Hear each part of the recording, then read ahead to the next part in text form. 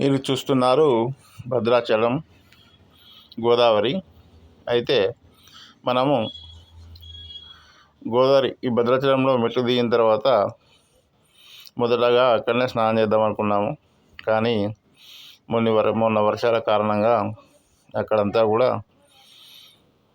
మొత్తం బురదగా ఉండడం జరిగింది. ఇక వాటిని చూడగానే మంచిగా అనిపించలేదు. ఇక బోటింగ్ ఉంది, ఎంత అని అడిగితే 100 రూపాయలు అని చెప్పడం జరిగింది. ఈ 100 రూపాయలకు మన అటు పోయిన తర్వాత మళ్ళీ రిటర్న్ రావడానికి సమయం అంటూ ఏం లేదు. టైం అనేది నువ్వు దాటి ఉంటావా, గంట ఉంటావా, 2 గంటలు ఉంటావా, సాయంత్రం దాకా ఉంటావా, బోర్లు బంద్ అయ్యేదాకా ఉన్నా కూడా రిటర్న్ ఎప్పుడైనా రావచ్చు.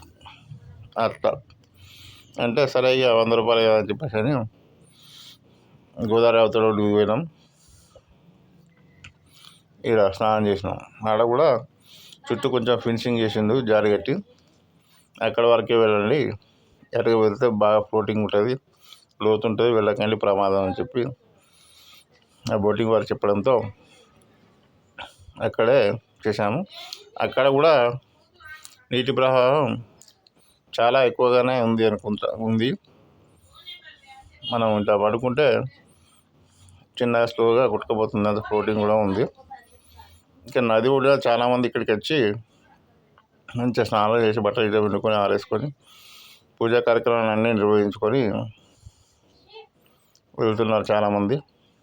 నేను కూడా ఎన్నోసార్లు భద్రాచలం వెళ్ళాను, కానీ ఈ బోటింగ్ ఎక్కి అవతలకి ఎప్పుడు పోలేదు. ఈసారి మాత్రం పోవడం జరిగింది.